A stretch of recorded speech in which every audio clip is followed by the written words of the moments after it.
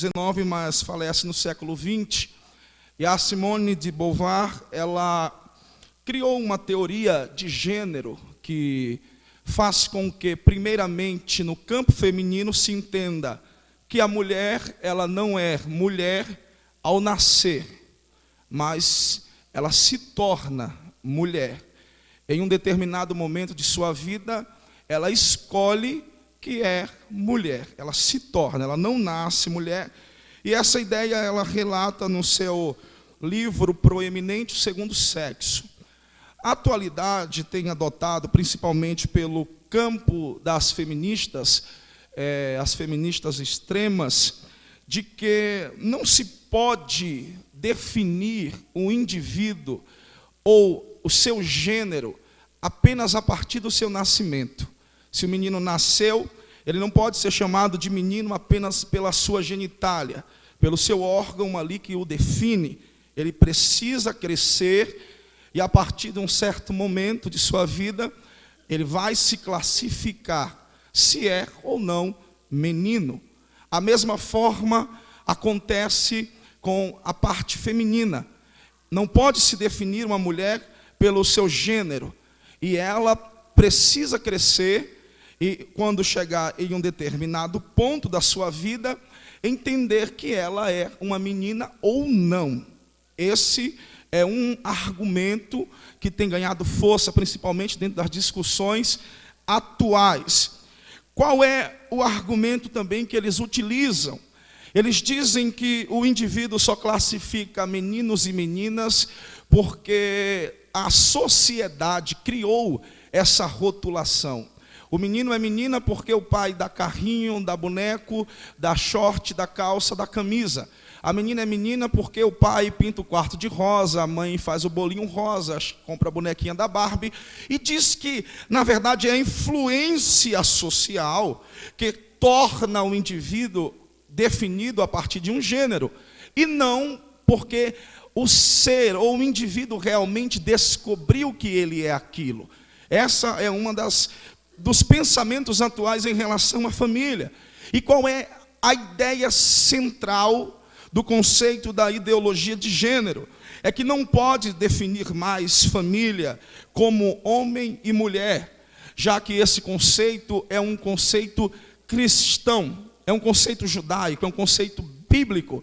Porque dessa forma, conceituando família, a partir de um posicionamento bíblico, você se torna uma pessoa sexista, uma pessoa homofóbica, você se torna uma pessoa discriminadora.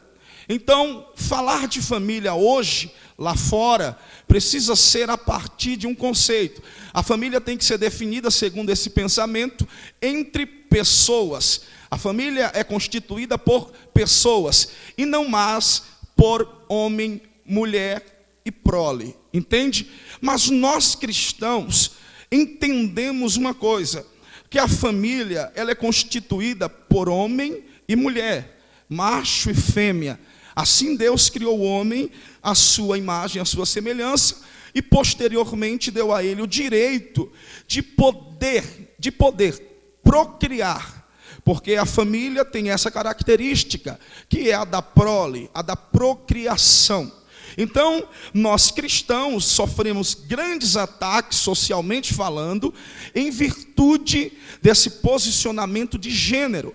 É tanto que dentro da escola ou da sala de aula, nós precisamos ter cuidado. Já existem alunos exigindo ser chamado por um segundo nome, que é o nome de opção sexual que ele tem criado. É uma menina, mas chega para nós e fala: professor, não quero que você me chame pelo meu nome de registro, eu quero que você me chame por este nome que está aqui. E se você não obedecer o que ela está falando, ela grava a sua chamada e você pode ser preso por preconceito ou por imposição ideológica e doutrinária. Entendeu? Ainda mais se ele descobre se você é um professor cristão. Então nós temos vivido dias calamitosos. E por que eu escolhi falar desse texto através daquilo que Deus me guiou? Porque Paulo, ele está vivendo também um momento difícil. É claro que os problemas do primeiro século não eram problemas como o nosso, do século 21, mas existiam algumas dificuldades dentro daquela igreja, e ele queria tratar essas dificuldades. E uma das dificuldades que tinha era que estava em vigor uma lei romana chamada de pater potestas. E essa lei, ela dava completamente ao pai o direito de supremacia sobre tudo o que o filho fosse fazer. Essa lei dava ao pai o direito de casá-lo, de divorciá-lo, de escravizá-lo, de vendê-lo, de rejeitá-lo, de prendê-lo e de matá-lo. E Paulo, sabendo dessa lei que estava em vigor, ele resolve falar aqui no capítulo 6, como que aquela igreja deveria viver entre família. E é importante, porque no capítulo 6, a vida familiar é o primeiro ponto que Paulo aborda de forma impulsiva. Nós vamos ver que, em primeiro ponto, Paulo está falando sobre os deveres do filho, ou dos filhos. E ele diz aqui no versículo 1: vós filhos, sedes obedientes a vossos pais no Senhor, pois isto é justo. Paulo está falando da obediência. E o que é obediência? A obediência é uma lei natural, vamos dizer assim. É uma lei natural de que todo ser humano, em qualquer lugar do mundo, tende a ter obediência aos seus pais. E essa ideia de obediência aos pais é um conceito que não só cabe dentro da esfera cristã, mas de todas as religiões posteriores. Porque entende-se que obedecer os pais é uma prática natural de todo indivíduo.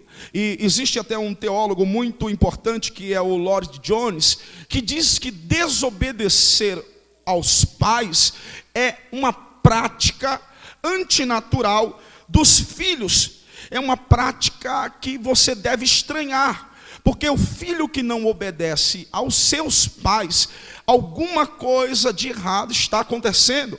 E nós podemos entender isso porque dentro da sociedade brasileira nós vamos ver filhos completamente amoralizados, filhos agressivos, filhos com comportamentos duvidosos, filhos que não respeitam de nenhuma maneira os pais, desobedecem, não valorizam, não dão a mínima importância para a figura pai, para a personagem pai na sua vida.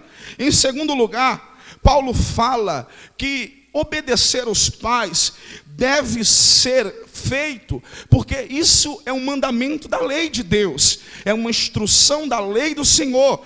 E honrar o pai e a mãe, em primeiro lugar, é uma promessa de Deus, é um mandamento que constitui uma promessa na sequência, a partir desse ato. O filho que obedece o pai e a mãe, ele é um filho que terá prosperidade na sua vida. E eu não falo de prosperidade financeira, porque nós não podemos entender prosperidade a partir desse ponto de vista. Prosperidade é uma vida boa, uma vida plena diante de Deus. É uma vida na qual Deus se agrada do seu servo, do seu filho. Prosperidade é o que Deus disse para Satanás a respeito de Jó. Está vendo ali o meu servo Jó? É fiel. Isso é prosperidade dentro de um conceito bíblico.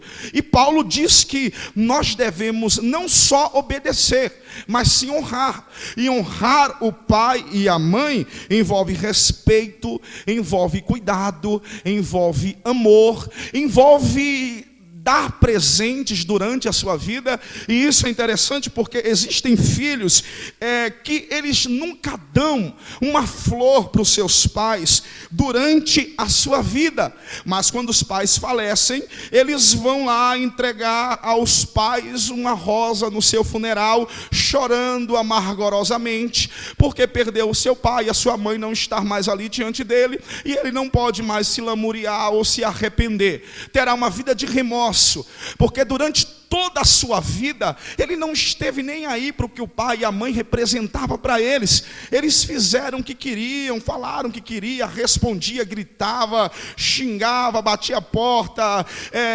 escondia, mentia, fazia etc. de coisas. E em terceiro lugar, o apóstolo Paulo diz que nós devemos obedecer os pais no Senhor Jesus Cristo. E ele até afirma isso também em Colossenses capítulo 3, versículo 20, que os pais não devem ser obedecidos apenas em algumas classes, mas os pais precisam ser obedecidos em tudo. Deve-se obedecer aos pais em tudo, por mais que sejam palavras duras, ordenanças duras, proibições e restrições, deve-se obedecer aos pais em tudo. Os pais, eles são representantes de Deus na terra. A paternidade é herdada por Deus. O homem herdou de Deus essa paternidade. O homem adquiriu de Deus esse direito de ser pai. Mas só que Paulo não fala só dos filhos.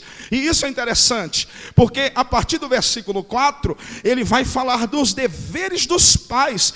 E isso é bom porque ele já começa assim, ó: não, e vós, pais, não provoqueis a ira aos vossos filhos, mas criai-vos na doutrina, na admoestação do Senhor. Os pais também precisam moldar-se na sua forma de agir.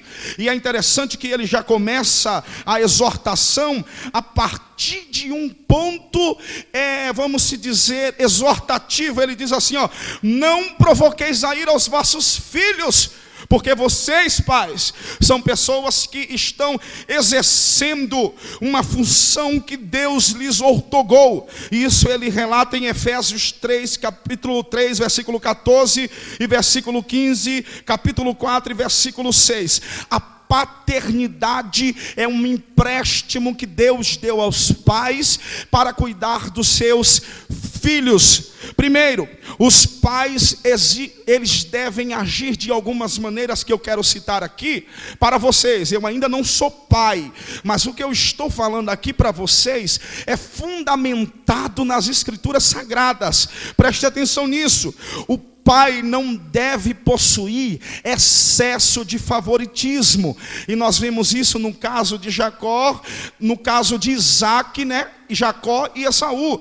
O favoritismo de Isaac por Esaú afastou Jacó de uma relação pura. O favoritismo de Davi afastou Absalão de uma relação pura com ele. Ele apenas favorecia Aminon. Ele queria que Aminon fosse rei, mas Absalão era jogado de canto. Aí ocasionou no golpe de estado que o Absalão deu ao próprio pai, na traição política, na traição sentimental e na traição de honra que deu ao próprio Davi. Isso por não pensar, isso por não observar esses detalhes. Não deve existir favoritismo aos pais durante aos filhos. Silêncio gélido. Existe pai e mãe que não conversa com seus filhos, não fala com seus filhos, não conversa com as suas filhas, não quer saber o que os filhos estão pensando, não querem entender o que os filhos estão buscando para a sua vida, não senta, não conversa sobre a sua sexualidade. A menina está lá sofrendo porque os seus instintos, seus hormônios estão sendo transformados. A menina da mesma forma está passando por uma fase de adaptação e ele precisa conversar com alguém. Ele quer conversar com o pai, quer conversar com a mãe, mas sabe que se conversar com o pai e se conversar com a mãe e o pai vai dizer: não vem para cá que isso é coisa do demônio. Não é, isso é humanidade, isso é natureza humana, isso é é herança de Adão e Eva na natureza do homem. É o cupim que está lá e quer comer a natureza desde a sua essência. E esses desejos são heranças e consequências da carne, e precisa ser dado conselhos. Os pais não podem agir de forma gélida contra os seus filhos. Senta na sala, vai assistir televisão, conversa com a televisão, mas não conversa com o filho. Conversa pelo WhatsApp, mas não conversa com o filho. Conversa com a vizinha, mas não conversa com a filha. Conversa com uma tia que está lá nos Estados Unidos, mas não está nem aí para a filha e para o filho que está do seu lado. O silêncio gélido precisa ser quebrado dentro da família. A falta de diálogo, isso não pode existir. Pai deve conversar com o filho sobre tudo que está acontecendo na vida dele. Pais precisam ser amigos dos seus filhos enquanto vivem. Outra coisa que é importante: palavras que machucam, palavras que destroem o ser humano, palavras ditas por pai, palavras que são ditas por mãe. E os pais, ou o pai e a mãe, são referência na vida dos seus filhos. Eles são os seres que os filhos crescem querendo ser igual. A princípio é o primeiro modelo no qual eles querem imitar as suas práticas. Isso precisa ser observado. Você não pode dizer o que você quer para o seu filho. Não é na hora da tua ira que você vai responder os seus filhos. Não é no momento que você não pode falar. Se você está estressado, espera um pouco, diz para ele que fala depois, mas não diga palavras que podem matá-lo, que podem tirar suas esperanças. Pai que diz para o filho: você nunca vai ser nada, eu sou pobre, eu não tenho nada. Você também não vai ter nada na sua vida. Você não tem que sonhar em ir para a USP, em ir para a Unifesp, e nem fazer um mestrado na França. Você tem que aceitar qualquer faculdadezinha velha aí no cantinho da vila, porque é o que tem para você. Isso não pode ser dito. Você tem que ser boca de Deus dentro da tua família. Você precisa profetizar que Deus vai levantar o teu filho. Você precisa profetizar que Deus vai levantar a tua filha.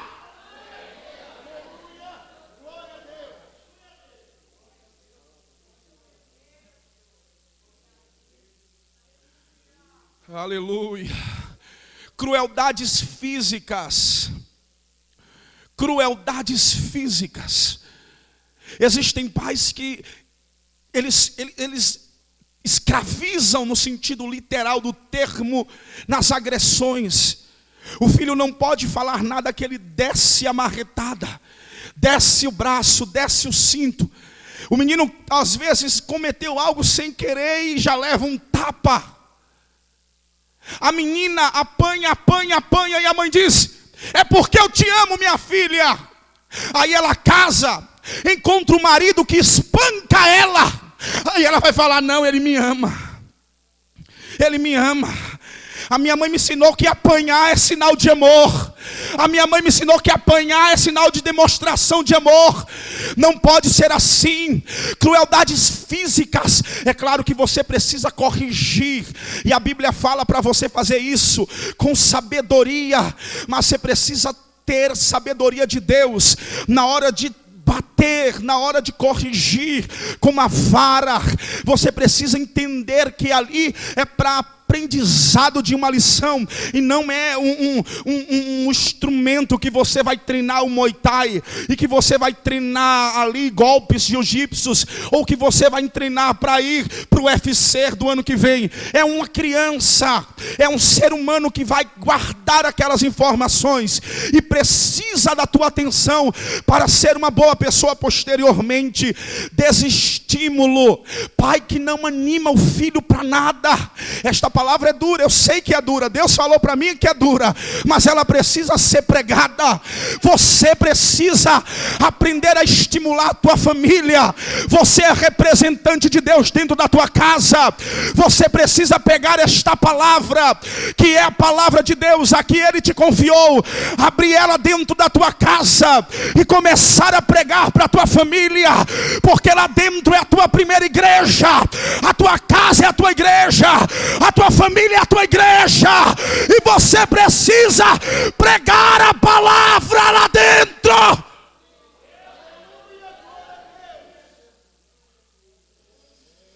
Oh, aleluias, glória a Deus. Uma coisa que os pais precisam fazer: quebrar um pouco a privacidade dos filhos. Criança de 12 anos batendo porta na cara dos pais e dizendo que quer ficar sozinho no quarto. Computador e internet. Bata antes de entrar dentro do meu quarto. Um prato cheio para pedófilo, para perversos, para maníacos, perfis falsos na internet. Invada a privacidade dos seus filhos quando for necessário. Invada, porque os seus filhos precisam ter a sua observação. Esse negócio de segredinho em celular, senha de celular de criança de 13, 14 anos, invada a privacidade dele e dela. Aleluia, aleluia. Esses dias aí nós vivemos casos que foi do jogo da baleia azul da Rússia, que surgiu na Rússia, crianças morrendo. Cadê os pais? Cadê os pais? Cadê a presença paterna, materna? Cadê os pais que não entram no Facebook dele para ver o que ele está mandando para o Facebook do outro? No WhatsApp. Pais que não pegam as senhas dos seus filhos. Vai ficar com raiva, vai se matar. Vai se matar porque você não conhece seu filho. Porque se você conhecer ele, você sabe que ele não vai.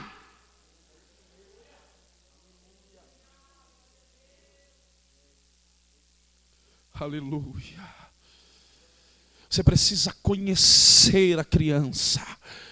Você precisa conhecer o seu filho. Você precisa entender o que ele é, o que ele está fazendo. E a primeira instrução de Paulo é: criai-vos.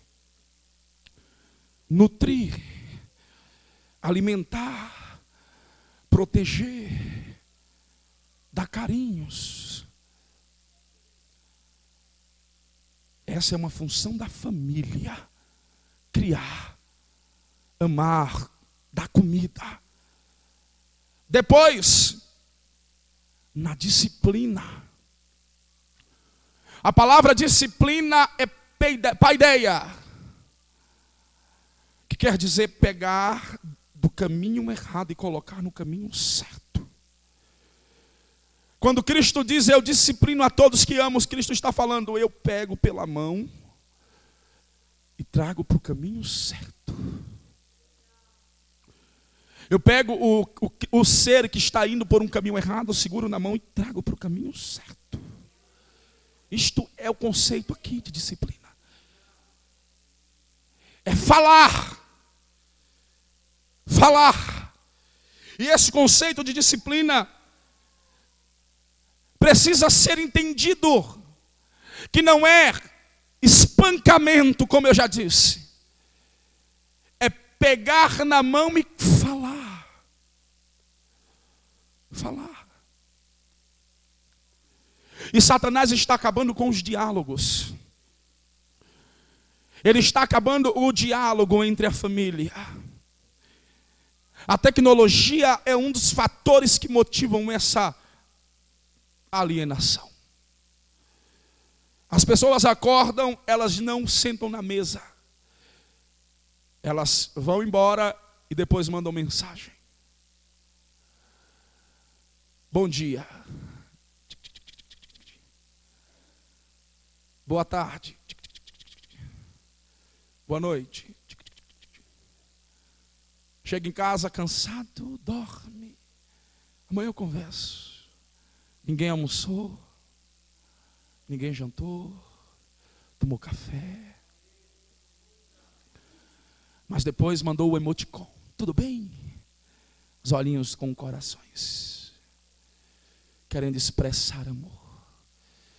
Isso fala de desumanização. Você precisa abraçar o seu filho dentro de casa. O filho precisa abraçar o pai dentro de casa. A filha precisa abraçar a mãe. A mãe precisa abraçar a filha e dizer: eu te amo. E dizer: eu amo você.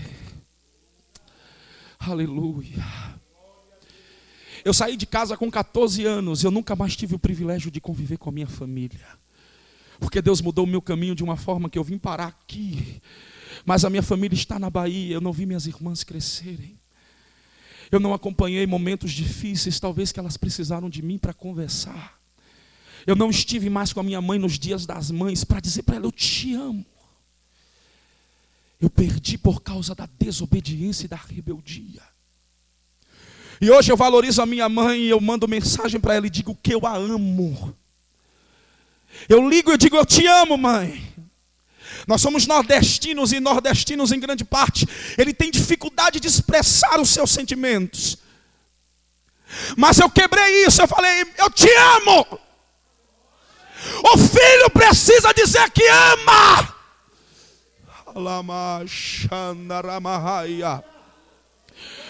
Aleluia. Os pais precisam dizer para o filho: eu te amo. A mãe precisa dizer para a filha: eu te amo. A filha precisa falar. A família precisa ser unida, precisa se tocar, se comunicar. Deus fez a família para vencer as artimanhas do inferno. Levante a tua mão agora, recebe esta palavra.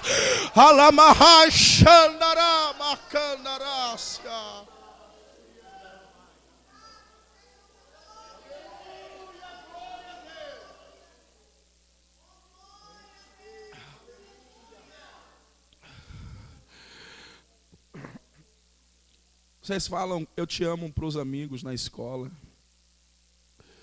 né? Te amo, amiga. Ele até fala: amiga sua louca, né? É uma nova. Amiga sua louca, eu te amo. É. Migo. O homem não tem migo, né? Acho que os meninos não têm migo, tem? E aí, parceiro? Tamo junto, parceiro. Vocês falam direto para os parceiros, né? Parceiro, te amo. Tamo junto. Tamo junto é uma forma de dizer te amo. É? Mas dentro de casa se fecha. Para quem deveria falar, não fala. Lá na escola vocês sofrem decepções, traições, né? Falsidades. Aí tem a falciane. O falciano. Porque de decepções. E lá fora vocês nunca terão de fato o que a casa de vocês tem. Porque a família amará sempre. A mãe dividirá o pão com o filho sempre. A mãe dividirá o copo de suco com o filho sempre. O pai deixará de comer o pedaço de carne para dar para o filho sempre.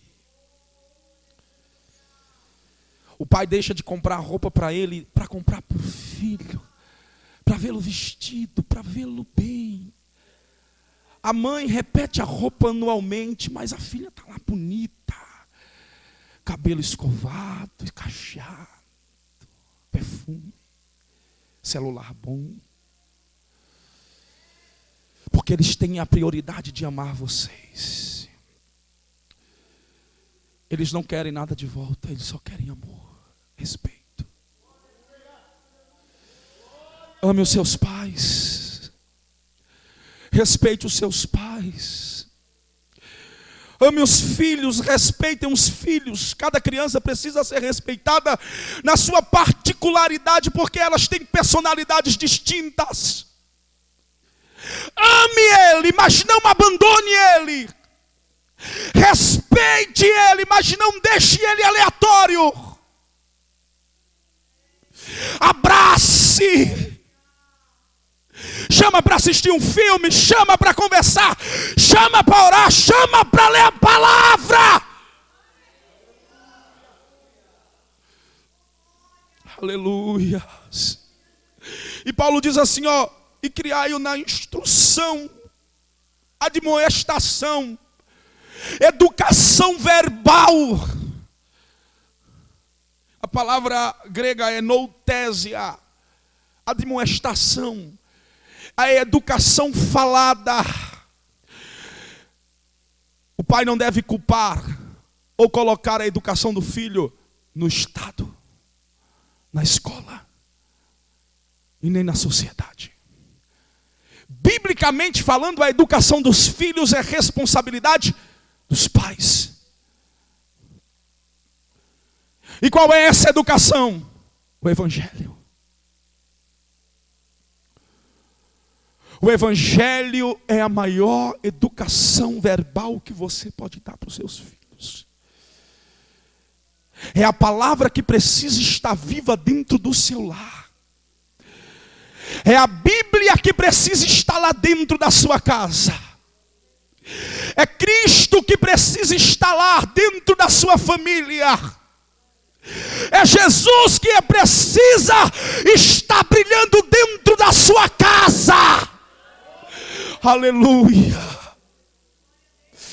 É a palavra de Deus que vai fazer os teus filhos crescerem, ser pastor, ser missionário, ser cantor, ser pregador, ser advogado, engenheiro, psicólogo, administrador, contabilista, vai ser o que for, mas você precisa direcionar a tua família através da palavra. É a Bíblia Sagrada que precisa ser pregada dentro da tua casa.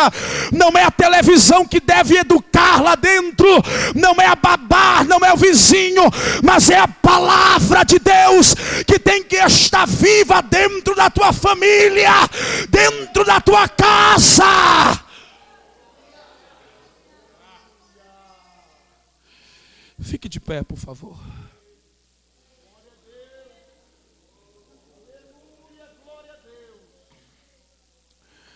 Quero falar algo.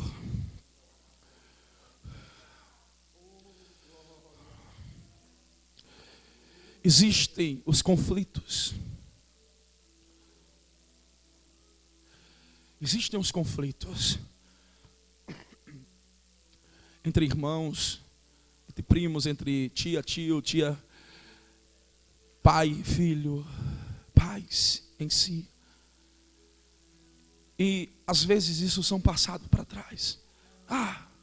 O tempo resolve.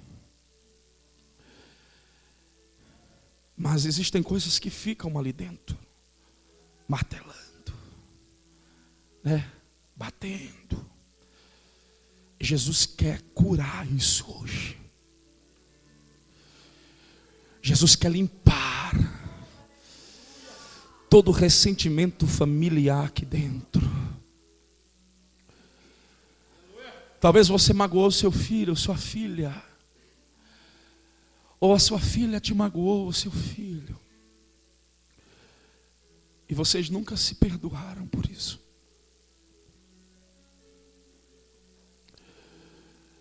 Aqui é uma igreja, não é tribunal. Ninguém está para julgar. Mas a igreja precisa estar unida. E Jesus abre aqui esse momento para você olhar para a sua família e lembrar, se precisa abraçar e falar, me perdoa. Pode ser filhos para o pai, pai para os filhos. Ou então você abraçar um familiar teu e dizer assim, ó, eu te amo. Eu nunca pude dizer isso antes, mas hoje eu estou dizendo, eu te amo. Eu quero aqui abrir essa oportunidade agora. Se existe algum pai que quer pedir perdão ao seu filho, abrace-o. Se tem algum filho que quer abraçar o pai ou a mãe e pedir perdão, faça isso agora. Se tem algum esposo ou uma esposa que quer abraçar seu marido, dizer que ama ele ou que quer perdoá-lo por alguma coisa, faça isso. Jesus está abrindo essa oportunidade agora. Não tenha vergonha de fazer isso, pelo amor de Deus. Não tenha vergonha de abraçar ninguém da tua casa. Isso é evangelho sendo manifestado. Isso é o que Jesus nos deixou ensinado.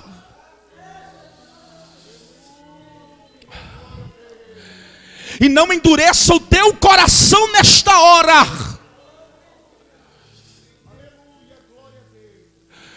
Porque Jesus está aqui. Se você gritou com seu pai, com sua mãe, falou alguma coisa que não queria, se arrependeu, mas não pediu perdão, faça isso agora. Estou com pressa não, tenho ainda alguns minutos ali.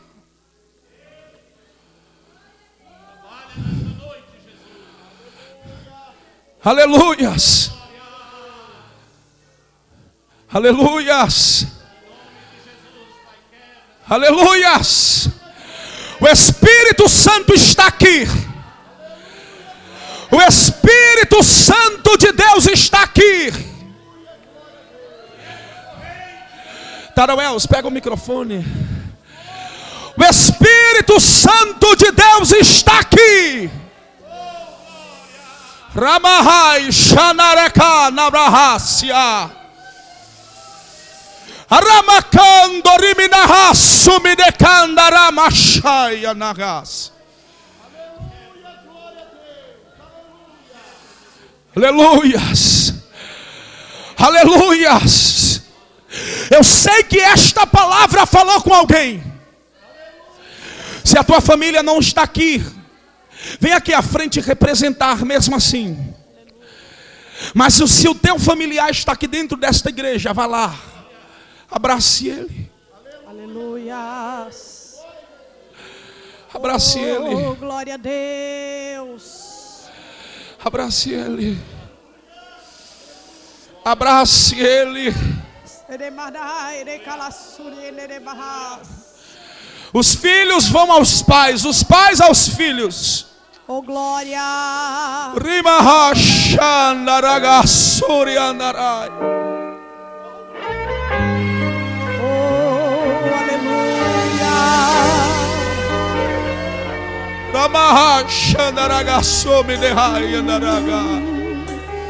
O Senhor sabia Aleluias. que eu mudaria. O Aleluias. Senhor sabia que um dia aí atrás tem alguém que precisa abraçar alguém. O Senhor tem alguém que precisa abraçar alguém, que um dia pedir desculpa, dizer que ama. Tem alguém aí que precisa fazer isso. Não perca tempo, Jesus está aqui. Mesmo assim, playback, me escolheu, mas mesmo assim me escolheu, porque a glória é dele e tudo é pra ele, e somente ele não falhará.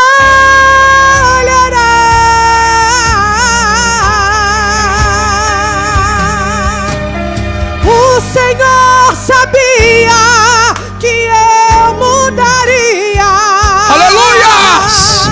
O Senhor sabia que um dia eu falharia. O Senhor sabia que um dia a coragem me faltaria, ou o medo me atingiria. Mas mesmo assim me escolheu. Mas mesmo assim. Oh, glória! Felipe, abraça o jovem de vermelho aqui, ó. Aqui à frente. Jesus está trazendo um refrigério para a alma dele. Deus tem um ministério na tua vida. Deus tem um ministério na tua vida. Deus tem uma chamada quente na tua vida. Nada vai apagar na tua vida. A chama que Deus colocou. Aramahai. Porque a glória é dele e tudo é pra ele, e somente ele não falhará.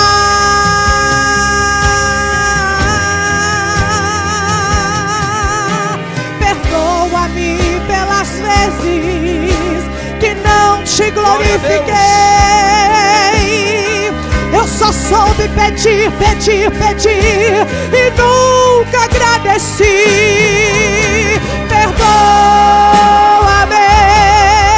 perdoa-me. Recebe-me como filho, perdoa-me.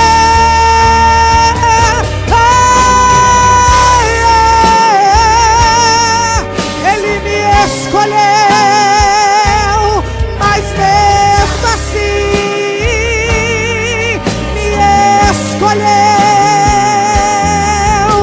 porque a glória é dele e tudo é pra ele, e somente ele não falhará.